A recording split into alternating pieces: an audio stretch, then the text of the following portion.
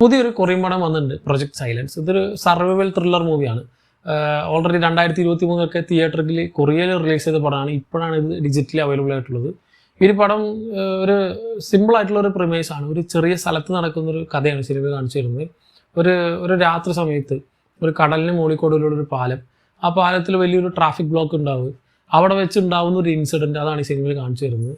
And ആ incident എന്താണെന്ന് വെച്ചാൽ ആ ഒരു ട്രാഫിക് ജാമിനിടയിൽ മിലിറ്ററിക്കാർ കടത്തിക്കൊണ്ടിരിക്കുന്ന കുറേ ഡോഗ്സ് ഉണ്ട്. ഭയങ്കര ഹൈലി ട്രെയിൻഡ് ആയിട്ടുള്ള, കുറേ എക്സ്പെരിമെൻറ്റ് ചെയ്തിട്ടുള്ള, ഇന്ന സാധനം പറഞ്ഞാൽ അറ്റാക്ക് ചെയ്യുന്ന ഉള്ള ഒരു മൈൻഡ് സെറ്റുള്ള കുറേ ഡോഗ്സ്. സോ അങ്ങനത്തെ റിസർച്ചിലിരിക്കുന്ന ആ ഒരു ഡോഗ്സ് ലൂസായി പോവുകയും പിന്നീട് നടക്കുന്ന കാര്യങ്ങളൊക്കെയാണ് ഇപ്പോൾ കാണിച്ചത്. സോ അവരുടെ കണ്ണിൽ, അല്ലെങ്കിൽ ആ ഡോഗ്സിൻ്റെ കണ്ണിൽ അവിടെ ഉള്ളതൊക്കെ തന്നെ പ്രയാണ്. സോ എതിർ രാജ്യത്തിന് അല്ലെങ്കിൽ ഓപ്പോസിറ്റ് കൺട്രീസിലൊക്കെ വാർസിന് വേണ്ടി കൊണ്ടുപോകാൻ വേണ്ടിയിട്ട് ഇവർ എക്സ്പെരിമെൻറ്റ് ചെയ്തിട്ടുള്ള ഒരു ഡോഗ്സാണ്. സോ ഇങ്ങനത്തെ ഒരു പ്രിമൈസ് ഇതിനു മുമ്പ് ഞാൻ അവിടെ കേട്ടിട്ടുണ്ട്.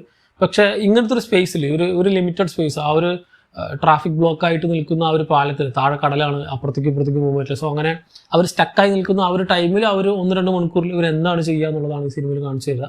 സോ ഈ ഉള്ള ആൾക്കാർക്ക് അതിൽ നിന്ന് സർവേ ചെയ്യാൻ പറ്റുമോ, ഉണ്ടെങ്കിൽ തന്നെ അത് എങ്ങനെയായിരിക്കും എന്നുള്ളതാണ് സിനിമയിൽ കാണിച്ചത്. സോ പ്ലോട്ട് കുറച്ചൊക്കെ ഇൻട്രസ്റ്റിംഗ് ആണ്. പക്ഷേ ഐ തിങ്ക് വലിയ ബഡ്ജറ്റൊന്നും ഇല്ലാതെ ഒരു വലിയ പ്രൊമോഷനൊന്നും ഇല്ലാതെ ഇറക്കിയ പടമാണ്. ഇതിൻ്റെ ഗൂഗിളിൽ നിന്ന് ജസ്റ്റ് റേറ്റിംഗ് നോക്കിയാലും കുറവായിരിക്കും, വളരെ കുറവായിരിക്കും കാണാം. പക്ഷേ എനിക്ക് കണ്ടപ്പോൾ ഒരു വട്ടം കണ്ടു നോക്കാൻ പറ്റുന്നൊരു പടമായിട്ട് തോന്നി. അവിടെ ഒക്കെ ആയിട്ട് പല പോരായ്മകളും സിനിമയിലുണ്ട്. ചില സമയത്ത് VFXലും പിന്നെ ചില സ്ഥലത്ത് ചില സാധനങ്ങളൊക്കെ ഭയങ്കര പ്രൊഡിക്റ്റബിൾ ആയിട്ടും ചില ഇമോഷൻസൊക്കെ കൺവേ ആവാത്ത പോലെ ഉണ്ടെങ്കിലും ഓവറോൾ ഒരു രസമുള്ള ഒരു വൺ ടൈം വാച്ചബിൾ എൻ്റർടൈനറായിട്ട് ഫീൽ ചെയ്തു. പ്രത്യേകിച്ച് ഒരു ത്രില്ലർ മോഡിൽ അതിൻ്റെ ആ ഒരു പ്ലോട്ട് അങ്ങനെ ആയതുകൊണ്ട് നമ്മൾ ഇതുവരെ അധികം ചർച്ച ചെയ്യാത്ത, അല്ലെങ്കിൽ നമ്മളിപ്പോൾ വലിയ ഭയങ്കര മോൺസ്റ്റർ ആയിട്ടുള്ള ക്രീച്ചേഴ്സോ അങ്ങനത്തെ സാധനങ്ങളൊക്കെ ആയിരിക്കും നമ്മൾ പ്ലേസ് ചെയ്യുക, നമുക്ക് വിശ്വസിക്കാൻ പറ്റാത്തത്.